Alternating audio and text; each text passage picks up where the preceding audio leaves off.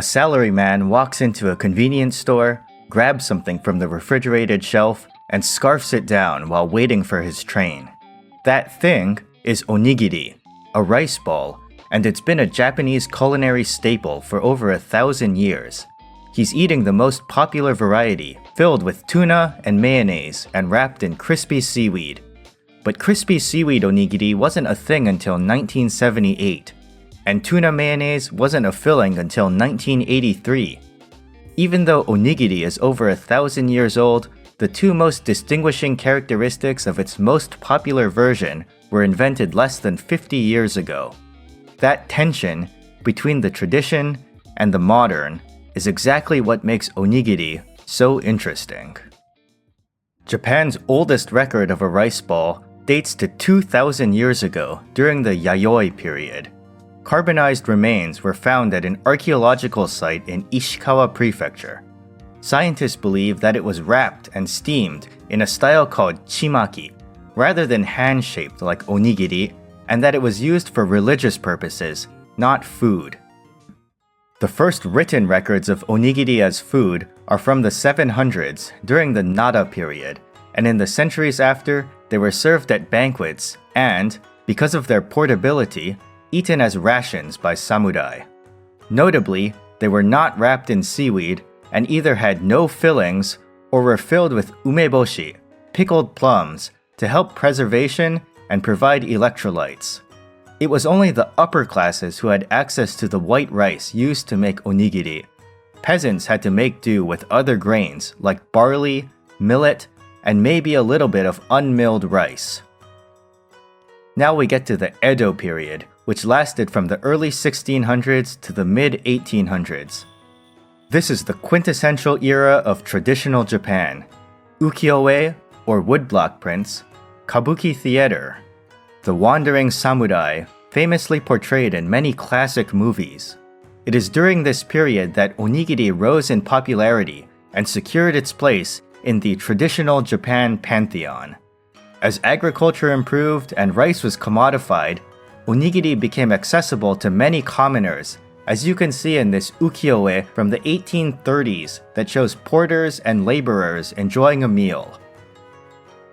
And manufacturing nori, or seaweed, into dry sheets was developed in the Edo period, giving rise to the classic nori-wrapped onigiri. Furthermore, now traditional fillings like dried, salted bonito flakes and preserved seaweed became much more widespread in the Edo period and the century after it. In the second half of the 20th century, onigiri underwent rapid commercialization. Improvements on the supply side, like large-scale food manufacturing and efficient logistics, meant quick, en masse delivery to stores, so fillings no longer had to be solely for preservation, leading to an explosion in variety. Likewise, demand rose with social change, like overworked salaryman culture and more women in the workforce. Now, our hypothetical salaryman chose tuna mayo, but with so many varieties out there, what do other people get? To answer this question, we have to take a dive into the data. I'll be looking at the big three convenience store chains in Japan: 7-Eleven, Family Mart, and Lawson. And there are some pretty interesting insights buried in the data. Like salmon roe. Did you ever hear the tragedy of the salmon roe onigiri? It's not a story Lawson would tell you. It used to be one of their most popular fillings, hovering between 3rd and 4th in sales. But since 2022, the price of wholesale salmon roe has doubled. To compensate, Lawson has steadily raised the price of their salmon roe onigiri, going from 198 yen in 2021 to 308 yen in 2025. Unsurprisingly, sales dropped. Since 2022, salmon roe has declined from its 3rd or 4th place spot to 10th in 2025. And it was at this time that Lawson rebranded salmon roe to their premium line, signaling the end of an era. A once slightly more expensive but still normal product now sits on the top shelf. Speaking of rebranding, another Lawson story. So, the Japanese government keeps a stockpile of rice on hand in case of emergencies. In 2023, the rice harvest was very poor due to an unusually hot summer. Combined with a post-COVID tourism rebound, by 2024, there were rice shortages. To combat this, the Japanese government released some of their stockpile, but many Japanese are very particular about rice and don't want to eat rice that was sitting in a warehouse for years. So in 2025, Lawson was able to snap some up for cheap and used it for onigiri. But not just any kind, vintage onigiri.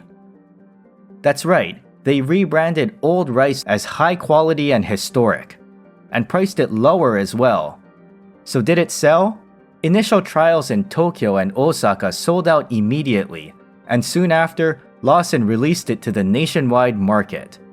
On sales rankings, it only shows up as a blip, number 9 in the summer of 2025, but that's only because the total number produced was relatively small. Here are a couple things I found in the data about other chains. In 1978, 7-Eleven invented the packaging technology that keeps the rice and the nori separate, allowing the nori to stay crisp. It was a hit, and was soon shamelessly copied by everyone else. But 7-Eleven still remains the king of crispy nori. It accounts for over half their sales, compared to around a third each for Lawson and Family Mart. As for Family Mart, they're all about limited collaborations. Are you a fan of international baseball star Shohei Ohtani? Here's a giant tuna mayo and seaweed onigiri, with 2 fillings representing his dominance as a two-way player. Maybe you're more of an anime person. Here's a Demon Slayer set for you. How about fine dining? Here's a collaboration with the restaurant Sanpi Ryodon. Maybe you're not about the bougie life. Well, here's one with a slice of Spam.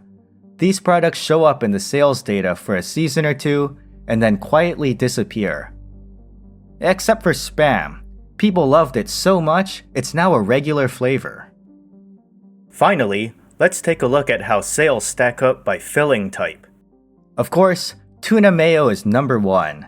How did a non-Japanese filling rise to the top? By the 1980s, mayonnaise, popularized by maker Kewpie, and canned tuna were both pantry staples in Japan, common in salads and sandwiches.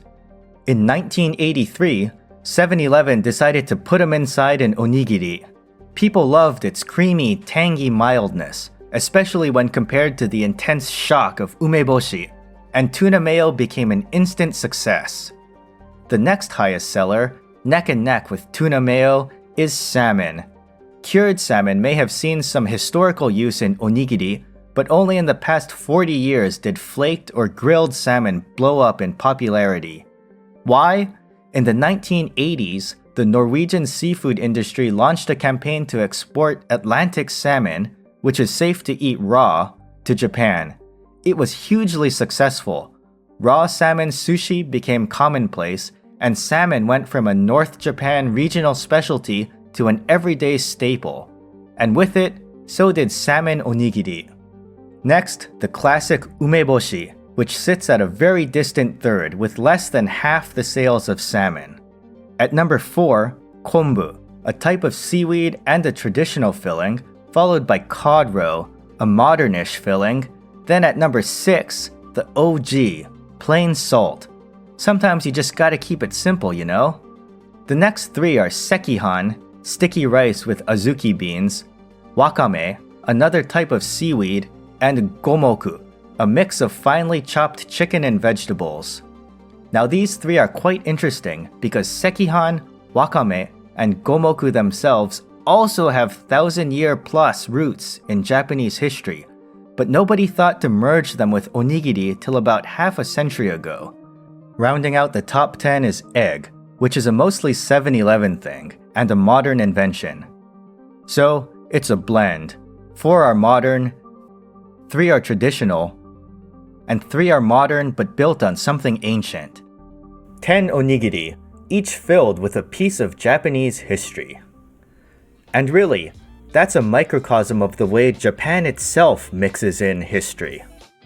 Japan absorbs novel foreign imports and makes them their own, like tuna mayo, or tonkatsu from Europe, and ramen from China. Japan takes ancient traditions and coats them with a modern layer of technology, like crispy nori, or Mindar, the android Buddhist priest. But even though Japan tries to preserve these traditions, they're often superseded. Sumo wrestling, Japan's national sport, now plays third fiddle to baseball and soccer, just like umeboshi dropped to third behind tuna mayo and salmon. So, to keep up with the times, Japan constantly evolves and iterates, like Lawson's rebranding efforts, and Family Mart's constant churn of limited collaborations, representative of Japan's broader obsession with collaborations and limited goods. But ultimately, Japan is a place where the traditional and the modern exist in harmony, like the 500-year-old Hiei shrine that sits among skyscrapers, or all of these onigiri, traditional, modern, somewhere in between, sitting next to each other on the shelf. The salaryman eating his onigiri on the train platform might not think about any of this, but the ball of rice he's holding has absorbed every version of Japan for the last 2 millennia.